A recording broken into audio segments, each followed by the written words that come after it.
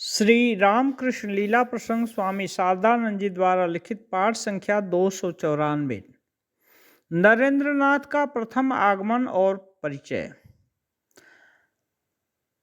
नरेंद्रनाथ में पढ़ने का आग्रह। दूसरी पुस्तकें पढ़कर नरेंद्रनाथ समय बिताते थे। यह सुनकर कोई ऐसा न समझें कि नाटक उपन्यास आदि पढ़कर ही वे समय बिताया करते थे। अलग अलग समय पर अलग अलग विषय की पुस्तकें पढ़ने का उनमें प्रबल आग्रह उत्पन्न होता था। अतः उस समय उस विषय के जितने ग्रंथ संग्रह कर सकते सब पढ़ डालते। उदाहरणार्थ सन 1879 ईस्वी में मैट्रिक परीक्षा देने का वर्ष आरंभ होते ही उन्हें भारतवर्ष का इतिहास पढ़ने की विशेष इच्छा हुई। अतः मार्शमैन, एल्फिंस्टन आदि ऐतिहासिकों के ग्रंथ पढ़ डाले। एफए पढ़ते समय न्यायशास्त्र के वेटली, जेविन्स, मिल आदि ग्रंथकारों के अंग्रेजी ग्रंथ एक एक करके पढ़ लिए। बीए पढ़ते समय इंग्लैंड और यूरोप के सभी प्रदेशों के इतिहास और अंग्रेजी दर्शन शास्त्र पढ़ लेने के लिए उनमें विशेष आकांक्षा हुई थी, आदि आदि। द्रुत पढ़ने की शक्ति। इस प्रकार अनेक ग्रंथों के अध्ययन के फलस्वरूप मैट्रिक परीक्षा देने के समय से श्रीयुक्त नरेंद्रनाथ की द्रुत अध्ययन शक्ति विशेष रूप से विकसित हुई थी। वे कहते थे, अब से कोई पुस्तक पढ़ते समय प्रत्येक पंक्ति क्रमशः पढ़कर ग्रंथकार का वक्तव्य समझने की मुझे आवश्यकता नहीं होती थी। हर अनुच्छेद की प्रथम और अंतिम पंक्तियां पढ़ने से ही उसके भीतर क्या कहा गया है मैं समझ लेता था। शनै शनै वह शक्ति परिपक्व होने पर हर अनुच्छेद पढ़ने का भी प्रयोजन नहीं होता था। हर पृष्ठ की प्रथम और अंतिम पंक्तियां पढ़कर ही मैं आशय समझ सकता था। फिर पुस्तक के जिस स्थान पर ग्रंथकार ने कोई विशेष तर्क युक्तियों द्वारा समझाया है, वहां यदि प्रमाण प्रयोग की सहायता से किसी युक्ति के समझाने में 4-5 या उससे अधिक पृष्ठ लगे हों, तो उस युक्ति का आरंभ मात्र पढ़कर ही उन पृष्ठों की सारी बातें मैं समझ लेता था। नरेंद्रनाथ की तर्क शक्ति। गहन अध्ययन एवं गंभीर चिंतन के फलस्वरूप नरेंद्रनाथ उस समय बहुत तार्किक बन गए थे, किंतु वे कभी मिथ्या तर्क नहीं करते थे। जिसे वे सत्य समझते थे तर्क के द्वारा उसी का समर्थन करते थे, किंतु साथ ही वे जिसे सत्य समझते थे उसके विपरीत किसी के द्वारा कोई भाव या मत उठाए जाने पर वे कभी चुप नहीं रह सकते थे। कठोर युक्तियों तथा प्रमाण प्रयोगों द्वारा विरुद्ध पक्ष के मत का खंडन कर प्रतिवादी को निरस्त कर देते थे। विरला ही कोई मनुष्य होगा जिसने उनकी युक्तियों के सामने सिर न झुकाया हो। कहना न होगा कि तर्क में परास्त हुए लोग उन्हें अच्छी नज़र से नहीं देखते थे। तर्क के समय प्रतिवादी की 2-4 बातें सुनते ही वे समझ लेते थे कि वह किस प्रकार की युक्ति से अपने पक्ष का समर्थन करेगा। उसका उत्तर उनके मन में पहले से ही उदित रहता था। तर्क के समय प्रतिवादी को पराजित करने में अपने तीक्ष्ण युक्ति प्रयोग उनके मन में कैसे उदित होते थे, यह पूछने पर एक दिन उन्होंने कहा था, संसार में नए विचार हैं ही कितने।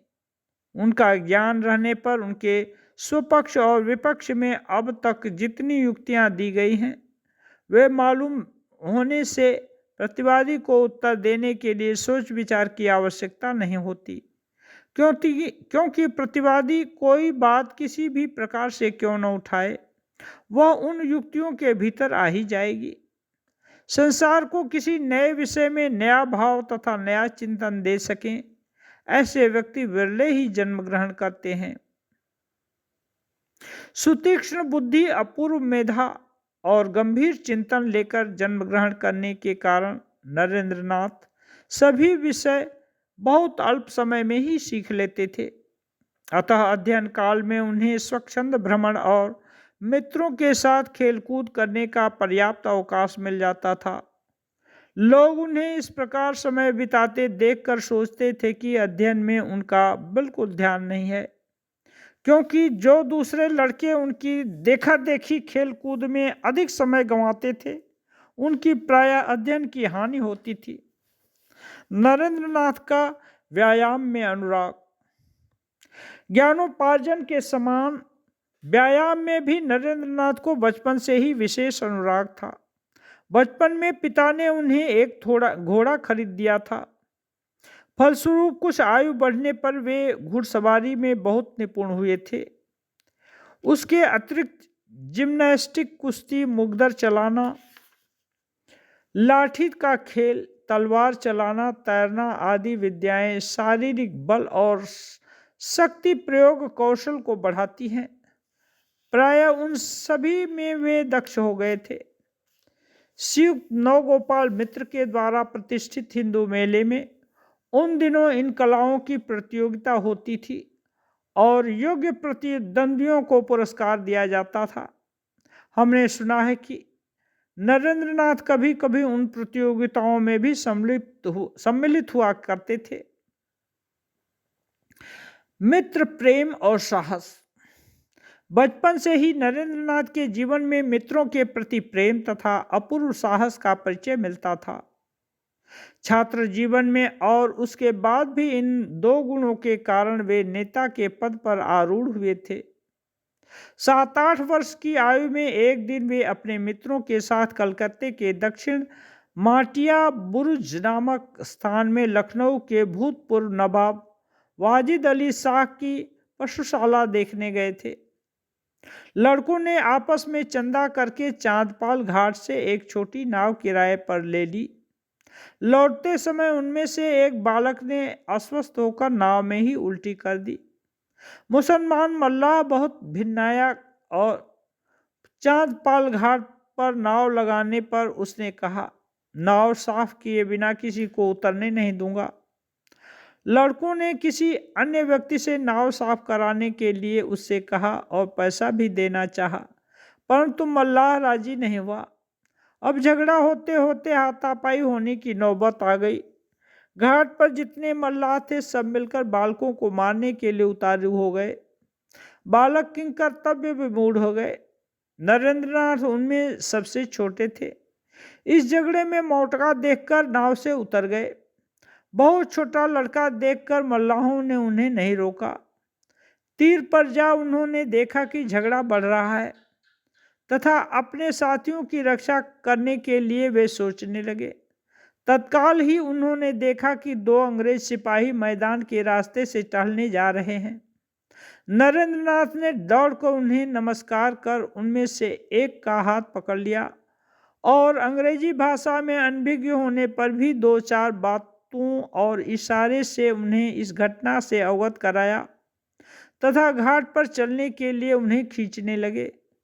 सुंदर छोटे बालक के उस कार्य से सिपाही बहुत प्रसन्न हुए। वे तुरंत नाव के पास आकर सारी बात समझ गए।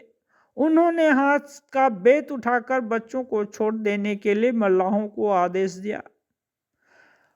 पलटन के गोरे सिपाहियों को देखकर मल्लाह लोग डर से अपनी अपनी नाव पर चले गए और नरेंद्रनाथ के मित्र भी छुटकारा पा गए।